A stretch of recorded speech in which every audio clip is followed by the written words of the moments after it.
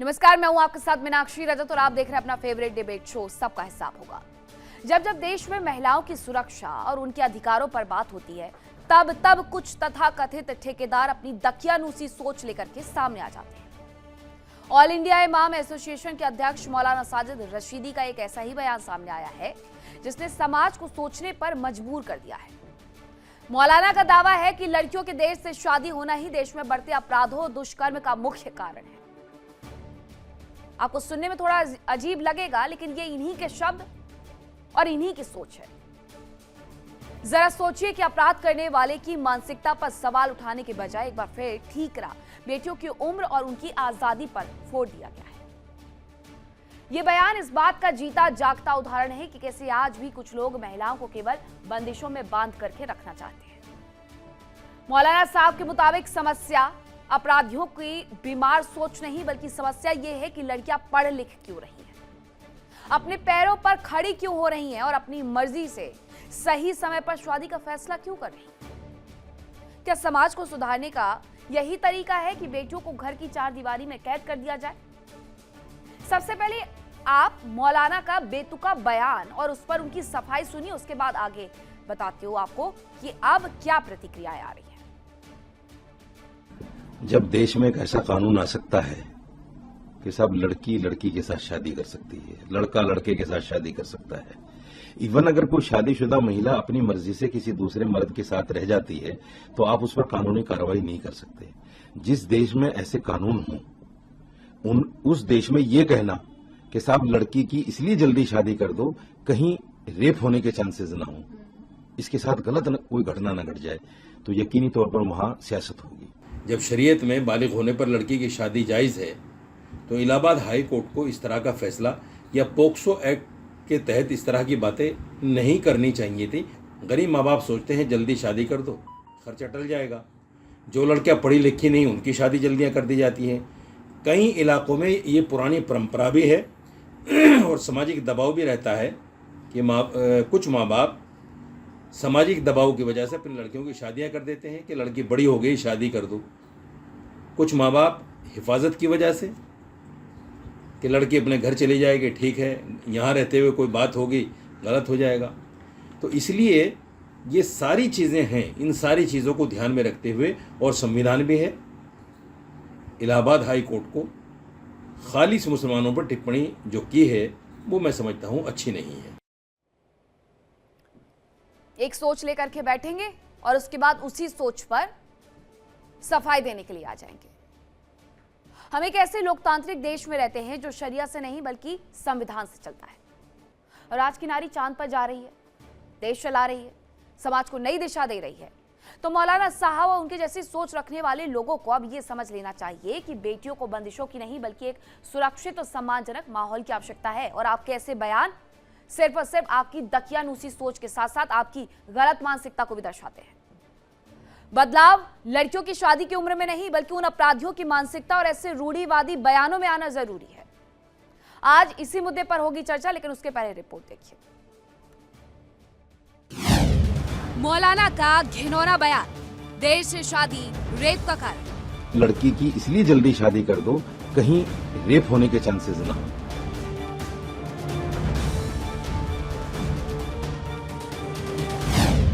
दरिंदगी की वकालत, मौलाना की ये कैसी चाहत। मौलाना की सोच शर्मनाक, देश में भारी आक्रोश।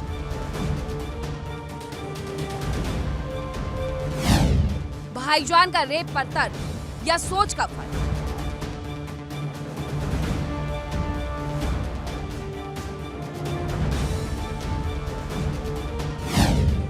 बेतुका बयान, इस्लाम में लड़कियों पर टिप्पणी नहीं हराम।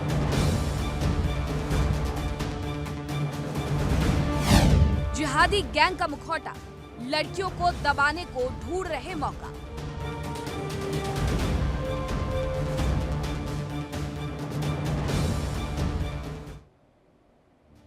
और चर्चा की शुरुआत करूं, लेकिन उसके पहले बड़ा सवाल यह है कि क्या मौलाना का रेप जैसे जघन्य अपराध पर ठीकरा लड़कियों की शादी की उम्र पर फोड़ देना अपराधियों की मानसिकता को बचाने की कोशिश नहीं है?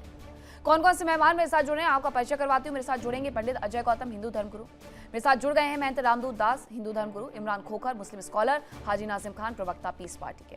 अब इमरान खोखर जी, क्या कहा जाए इनकी सोच को लेकर के कि क्या शरिया में ऐसी टिप्पणी जायज है? चलिए छोड़ दीजिए दूसरे धर्म की लड़कियों को भी। तो मेरे तो ये बात है, हम क्यों छोड़ दे किसी दूसरे धर्म की लड़कियों को? वो भी क्या इंसान नहीं है क्या? इस तरह की मानसिकता रखना कि रेप के मामले को लेकर शादी की उम्र से उसको जोड़ना। पहली बात तो मैं एक बात समझाता हूँ, पिछले 2-4-5 सालों में कुछ ऐसे फर्जी इस्लामिक स्कॉलर्स की एक बाढ़ सी आ गई है कि लोग माइक लेके बार बार उनके पास पहुंचते। ऐसे लोगों को प्लेटफॉर्म देता कौन है? मुझे कोई बात समझाइए। मैं तो कहता हूं कि जिन लोगों को इस्लाम के बारे में गलत उनका चेहरा दुनिया के सामने पेश करते हैं, ऐसे लोगों को माइक और प्लेटफॉर्म तो हम ही लोग दे रहे हैं। वरना आप इनसे पूछिए, जिना बिल जब्र यानी बलात्कार के मामले में इस्लाम के अंदर तो डेथ पेनल्टी है, और अगर वो मैरिड ऑफेंडर्स होंगे तो उनके लिए तो जब तक संसार करने का हुक्म है कि उनको जब तक पत्थर मारे जाए, जब तक उसकी मौत ना हो जाए। ये इस्लाम का सही चेहरा तो सामने पेश करें। और कुल मिला के एक बात बताइए कि ये एक एजेंडा लिए बैठे होते हैं। भाई इनका जो इस्लामी इमाम एसोसिएशन है, कितने लोग जुड़े हुए हैं? क्या एक बात बताइए कि क्या ये सोल वॉइस है मुसलमानों के हिंदुस्तान के अंदर कम्युनिटी की? क्या हिंदुस्तान की जो इतनी बड़ी आबादी, करोड़ों की आबादी यहाँ रहती, क्या ये 2-4 जो फर्जी मुस्लिम स्कॉलर बने बैठे हैं, ये लोग उनकी आवाज है या उनके रिप्रेजेंटेटिव है? ये ऑथोराइज रिप्रेजेंटेटिव है क्या? ये लोग कुल मिला के सत्ता से पोषित लोग हैं, और इन लोगों का काम ही यही है कि एक इस तरीके के उटपटांग बयान देना ताकि दूसरे लोगों को एक फैलाने के लिए जगह मिल जाए कि देखिए इस्लाम ये है। बट ये इस्लाम नहीं है। इमरान खोखर कहता वो इस्लाम नहीं है, साजिद रशीदी कहता वो इस्लाम नहीं है। इस्लाम वो है जो कुरान और हदीस में लिखा हुआ है। इस्लाम वो है जो हमारे नबी ने अपनी जिंदगी में जिया है। इस्लाम वो है जो अल्लाह ने हमारे नबी अगर को वो सब कुछ बता देंगे, अगर वो सब कुछ बता देंगे तो कौम आगे नहीं बढ़ जाएगी। इन्हें कौन सा अच्छा लगता है कि कोई आगे बढ़ जाए? इन्हें तो चाहिए वही लोग हैं ना जो इनके आसपास चापलूसी करते हुए घूमते रहे महंत रामदूत दास जी। और इन्हें ये सोच बहुत अच्छी लगती है। इन्हें ये नहीं पता है कि अपराध करना, आपराधिक प्रवृत्ति का जो व्यक्ति है उसकी मानसिकता क्या होती है और ऐसे बयानों की वजह से लोगों पर क्या असर पड़ता है। कोई भी आकर के बयान का ये जिक्र करके चला जाएगा कि अरे मौलाना साहब ने ये कहा था। देखिए मीनाक्षी जी, हिंदू धर्म कहता है कि यत्र नारेस्तु पूज्यन्ते रमन्ते तत्र देवता। जहां नारियों की पूजा होती है वहां देवता निवास करते हैं। अब ये और विचारणीय है कि हमेशा भगवान के पहले श्री का उल्लेख हुआ है, हमेशा शक्ति को आगे महत्वता दी गई है सनातन धर्म में। लेकिन मैं इन जैसे लोगों को ना तो स्कॉलर कहूंगा, ना ही विचारक कहूंगा, और ना ही किसी धर्म का अनुयायी मान सकता हूं, क्योंकि धार्मिक शिक्षा तो छोड़ दीजिए ना, बेसिक शिक्षा नहीं है जो बेसिक शिक्षा होनी चाहिए। अगर स्त्री जननी है, और जननी के लिए कहा जाता है जननी जन्मभूमश्च स्वर्गादपि गरीयसी। जब पृथ्वी अन्न पैदा करती है तो वो माँ के रूप में मानी जाती है। तो जननी तो संतति पैदा करती है, उसने पूरी सृष्टि की रचना की। आने वाले समय में हर औरत एक भविष्य को पैदा करती है, और उसके लिए अगर इस तरीके की अभद्र टिप्पणी कर रहे हैं तो मुझे नहीं लगता कि अपने आप को ईमान वाला कहें, या ये नवाजी कहें, या फिर अल्लाह का नुमाइंदा कहें, क्योंकि इन्हें बहुत कुछ सीखने और समझने की आवश्यकता है। दूसरा, एक चीज और होती है कि मुझे कहीं ना कहीं इमरान खोखर साहब से ये बहुत ज़्यादा कहना चाहूँगा कि पता नहीं क्यों ऐसे लोग आपके मजहब में हैं, और आप इन पर अगर कोई इस्लामिक तरीके से अगर कोई कार्रवाई नहीं करवा पा रहे हैं, या अपने सामुदायिक तरीके से इनका बहिष्कार नहीं करवा पा रहे हैं, जो कहीं ना कहीं आपके धर्म को रिप्रेजेंट तो करते हैं लेकिन वो एक गलत तरीका दिखा रहे हैं।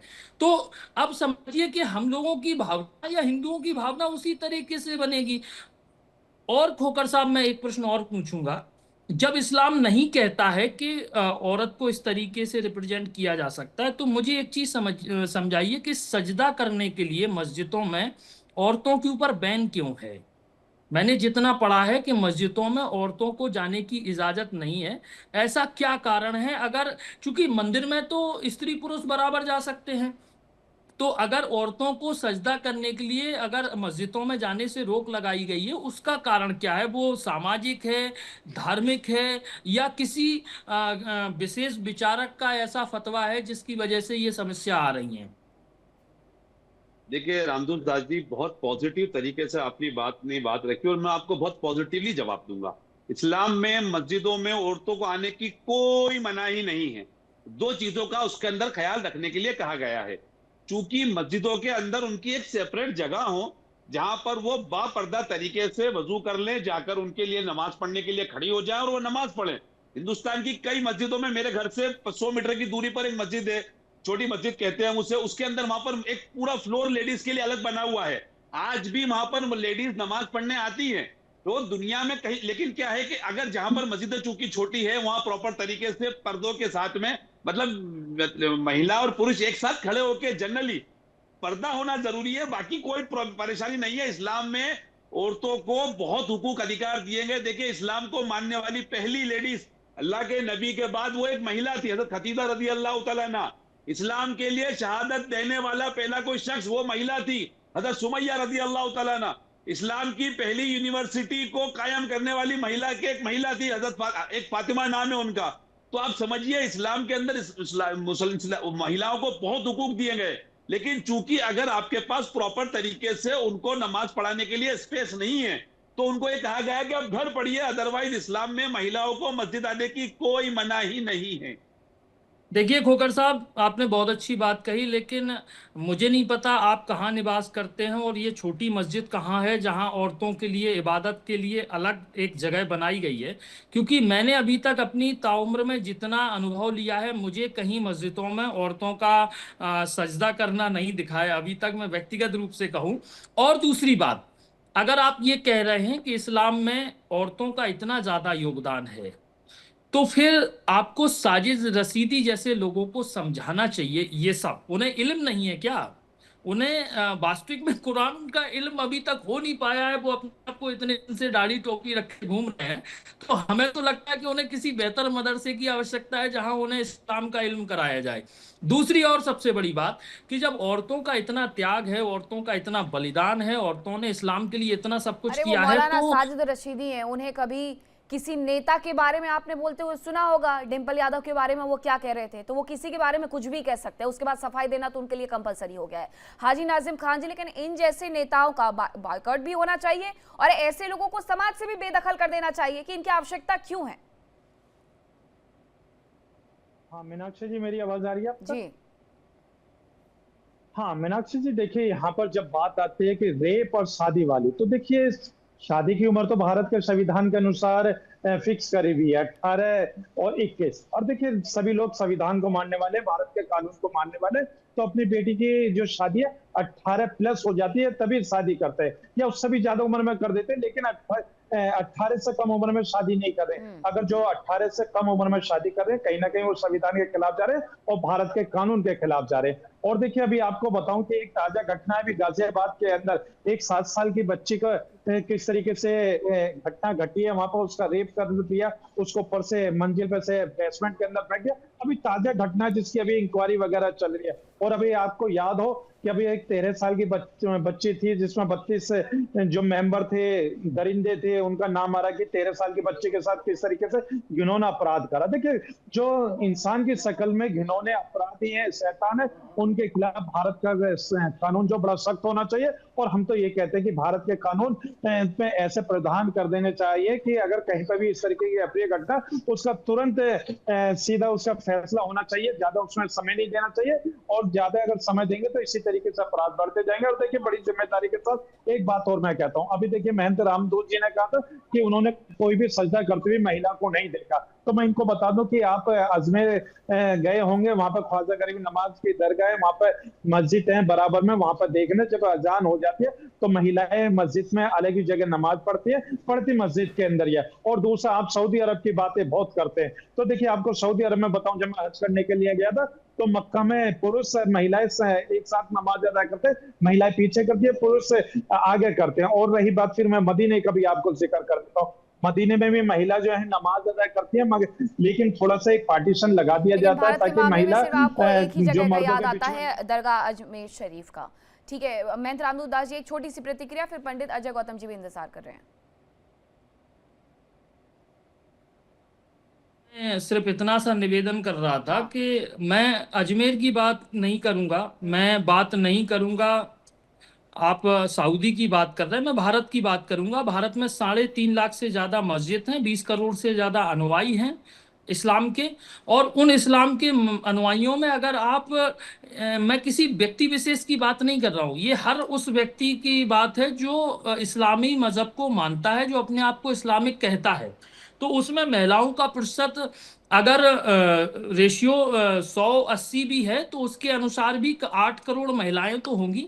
तो मैं उन 8 करोड़ महिलाओं की बात कर रहा हूं कि जिन्हें मैंने व्यक्तिगत रूप से, मैं अजमेर लगाया, माफ करना मैं नहीं गया, मैं सऊदी भी नहीं गया, लेकिन मैं भारत में रहता हूं, भारत के कई जगहों से ताल्लुक रखता हूं, कई जगहों पे जाता हूं, मैं वो बात कर रहा हूं। और कई ऐसे इस्लामिक लोगों के मुंह से सुन चुका हूं कि महिलाओं को मस्जिद में सजदा करने की हर अनुमति धर्म नहीं की है। तो मैंने महिलाओं को उस आगे आना चाहिए और आगे तो आने भाई हो देना गया भाई। चाहिए। सबसे बड़ी बात ये है पंडित अजय गौतम जी, ये जो बयान इस तरीके के दिए गए हैं, बेहुदा बयान, वो इनकी सोच को भी बता रहा है।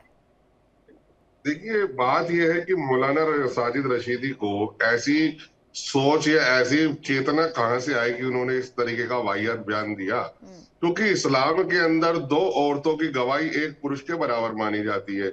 यानी कि अगर आप देखेंगे वहां पर यह माना गया है कि अगर 2 महिलाएं और एक पुरुष बराबर होते हैं, हलाला जैसी कुप्रथा वहां पर है, 3 तलाक जैसी कुप्रथा वहां पर है, वो चाहे टेलीफोन पे तलाक दे दो, एसएमएस पे दे दो, ईमेल पे दे दो। तो जहां महिलाओं को बराबरी का दर्जा ना दिया गया हो, जहां महिलाओं को एक यूज करने वाली आइटम माना गया हो, जहां महिलाओं को एक इस तरीके से माना गया हो कि भाई इनके धर्म में इनको माना तो गया होगा, पढ़ने लेकिन लिखने पंडित का अजय प्यार गौतम ही जी इन नहीं है। शब्दों का इस्तेमाल मेरे टीवी डिबेट्स में मत करिए प्लीज। भाई देखिए, मैं तो ये नहीं कह रहा, मैं तो जो वास्तविकता है उसको बता रहा हूँ।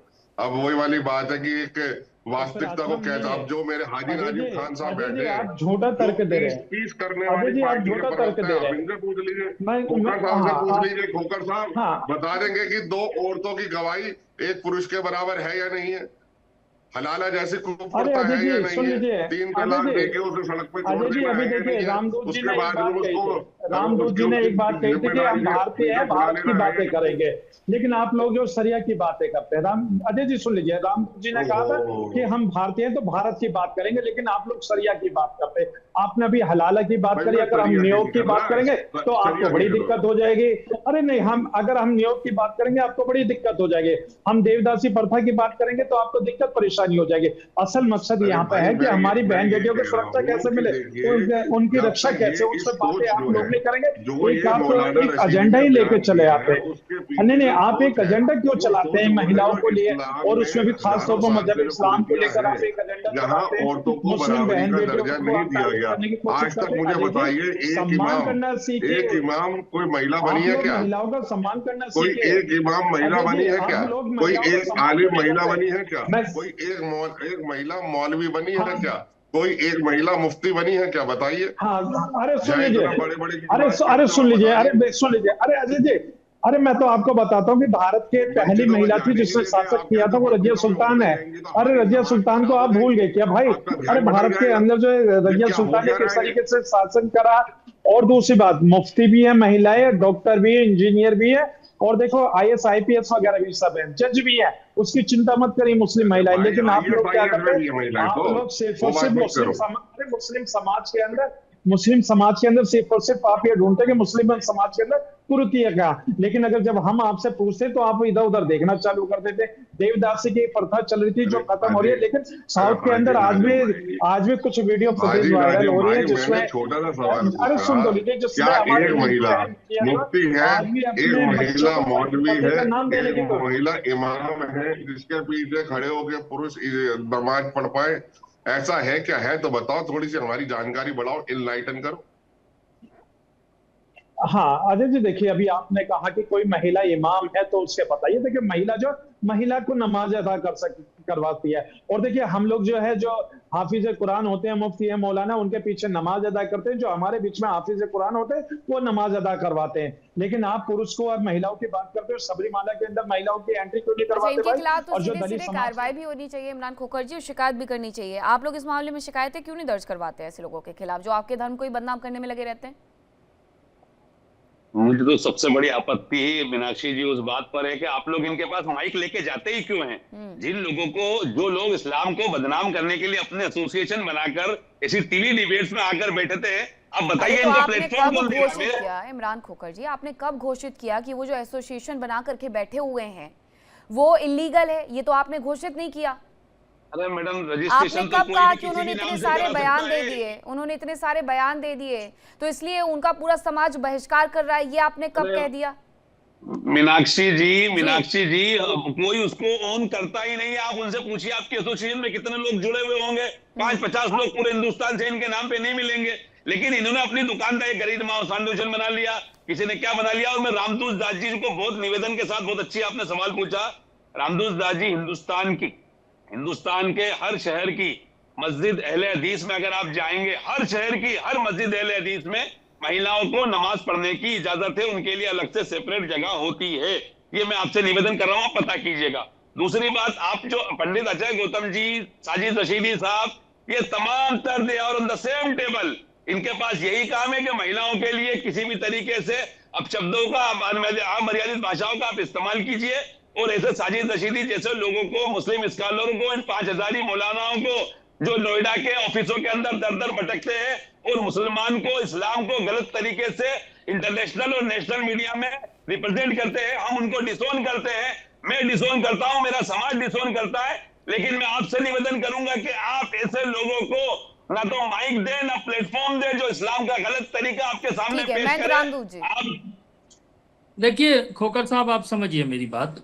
मैं आपकी जो आपने हमें एक समझाइश दी, मैं जरूर जाऊंगा, उस हर मस्जिद में जाऊंगा जहां महिलाओं को इबादत करने का हक है, और मैं पूछूंगा वहां के मौलाना मुफ्ती से या जो भी हो, उसका कारण भी पूछूंगा अगर महिलाएं नहीं दिखी। लेकिन एक चीज समझने की बात है, आज साजिद रशीदी को आप दरकिनार कर रहे हैं, हो सकता है आप इसके लिए फतवा भी जारी करें, लेकिन हमारे एक और सहयोगी यहाँ बैठे हैं, हाजी नाजिम खान साहब, कई डिबेटों में ये साजिद रशीदी के बयानों का समर्थन करते नजर आए हैं। खोखर साहब आपके साथ ही बैठे हैं, और मैं खुद उस डिबेट में सम्मिलित था, मैं कहूँ तो वीडियो आपको भिजवा दूंगा।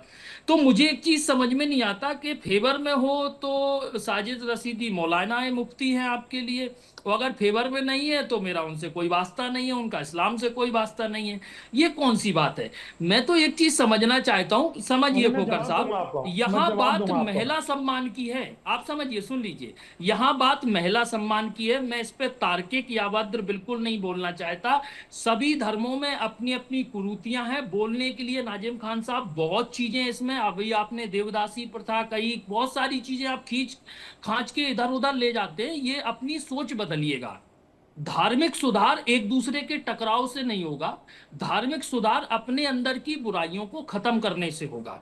अगर आप हमें गिनाओगे हमारी, तो हमारे पास आपकी गिनाने के लिए 500 कमियां हैं, हम इसी में गुलजे रहे। आप समझिए मेरी बात, मेरी बात अगर इंसानों की भांति समझ सकते हैं तो समझिए, अगर इंसानों की बात ही समझ में नहीं आ रही है तो कोई दिक्कत नहीं, मुझे मत समझिए। लेकिन यहाँ बात महिला सम्मान पे हुई है। साजिद रशीदी ने एक बेतुका और गलत बयान दिया है, जिसका पूरा इस्लामिक जो अनुयायी हैं उनको विरोध करना चाहिए, उन पे एफआईआर की मांग करनी चाहिए, और उन्हें ये निर्धारित करना चाहिए कि ये वास्तविक मौलाना या इस्लाम पर कोई भी बयान देने के लिए सक्षम है या नहीं है। अगर नहीं है तो उन्हें उधर से उठा के बाहर करो। मीडिया को कोई शौक नहीं है माइक लेके जाने का, आप ही उनके बयानों का समर्थन करते हैं इसी मीडिया पर बैठ के, तो मीडिया प्रश्न पूछती है। इसमें आप मीडिया को दोष दें तो मीडिया की गलती नहीं है। और दूसरी बात, नाजिम खान साहब, सबसे पहले तो थोड़े विचार उनके इस बयान पर समुदाय की तरफ से ही टिप्पणी आनी चाहिए थी, जो कि नहीं आई है। दूसरी तरफ उनका बायकॉट भी वहां से होना चाहिए था। बहुत धन्यवाद आप सभी का मेरे साथ जुड़ने के लिए, चर्चा का हिस्सा बनने के लिए। वक्त इतने की इजाजत देता है, रुकने छोटे से ब्रेक के लिए, कहीं मत जाइएगा, खबरों का सिलसिला लगातार जारी है। देखिए इंडिया डेली 24/7 अब आपके स्मार्ट टीवी पर। इंडिया डेली मौजूद है सभी डिजिटल प्लेटफॉर्म पर लाइव और लगातार। इंडिया डेली 24/7 हर दिन राष्ट्र को समर्पित।